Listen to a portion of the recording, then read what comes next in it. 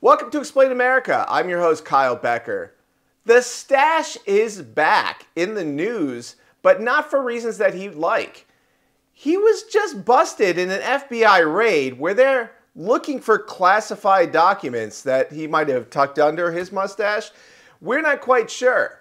But one thing we do know is John Bolton is a shady character, and there's been some video that's recently been unearthed that gives us some idea of what the FBI might be looking for. But before we get into that, please like, share, and comment Explain America. Join us. We appreciate your support for common sense journalism. Now, you might know John Bolton as this warmongering neocon who's never met a war that he didn't like. And John Bolton is also a notorious Trump hater besides being a supposed Republican. I don't know about that, but he is a deep state uniparty hack. And he has been really a thorn in the side of the Trump administration for some time. Not just in this administration, but even in the last administration. Well, he is deeply plugged into a lot of nonprofit organizations.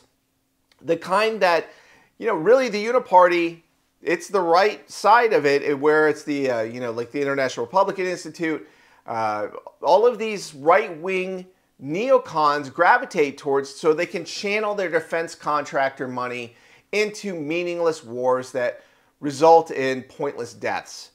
So he is a warmonger. He's a war pig, as the song goes. And, well, here's something that came up that really suggests that, well, he doesn't really care about American interests as much as you might think. Because it certainly looks from the appearances that he is overseas engaging in non-sanctioned activity, in this case in the Middle Eastern state of Qatar. And a video from a local just popped up in the feed, and people are asking a lot of questions about, was he engaging in foreign agent activity without declaring it to the United States? In this case, the state of Qatar. Let's take a look.